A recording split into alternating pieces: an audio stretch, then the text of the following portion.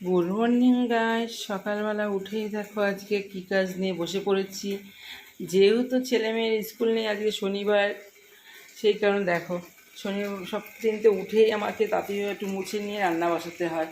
আর আজকে শনিবার, সেই জন্য এই কদিন একটু আমিষ হয়েছে, আমাকে এমনি পরিষ্কার করতে হতো, কিন্তু করবো যখন, এই দেখো তেল চিটচিট করছে। এক সপ্তাহের উপরে হয়েছে পরিষ্কার করে, 2 সপ্তাহ হবে। এই একটু ঘষে নিচ্ছি। আর তাছাড়া আমার প্রত্যেক দিনই তাড়াতাড়ি রান্না বসাতে হবে, হয়তো দেরি করলে হবে না, আমার একটু মুছে হয়তো একটুখানি দেরি হলে হবে। 8টা 8:30টার মধ্যে আমার ভাত তরকারিটা রান্না করে ছাড়তে হবে, বাবা খাবে। আমার রান্না তাড়া থাকে, তো সেই কারণে আমি পরিষ্কার করতে পারি না। কী করবো, অনেক কাজ পড়ে থাকে, এগুলো করা মানে একা হাতে সম্ভব হয়ে ওঠে না। রান্নার পরে না, রান্না করে ওদেরকে পাঠিয়ে দিয়ে তারপরে আর বাকি রান্নাগুলো করি, ঠাকুর পুজো যদি এক্সট্রা অন্য কোনো কাজ করি, এগুলো আর হয়ে ওঠে না। তখন অনেকটা বেলা হয়ে যায়, আর ভালো লাগে না। একটু আমার মনে হয় তাড়াতাড়ি সব কাজ সারলে ভালো লাগে, এর জন্য আমি আর এগুলো নিয়ে বসি না বেলা হলে।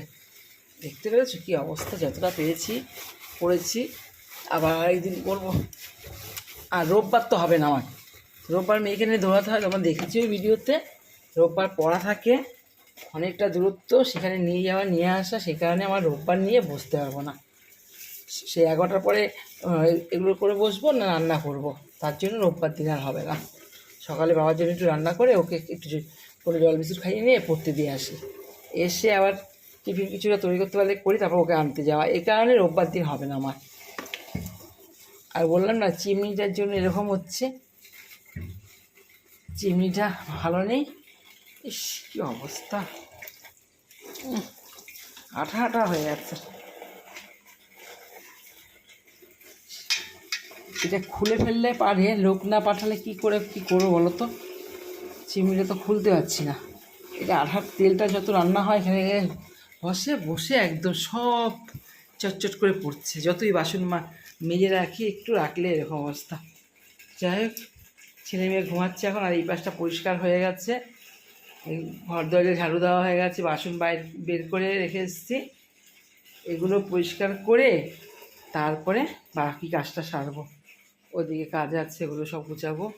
আর এদিকে ঘর দরজা গুছানোই আছে, ঝাড়ু দেওয়া আছে। কাজের বৌদি এসে ঘরগুলো মুছে দেবে আর বাসনটা মেজে দেবে।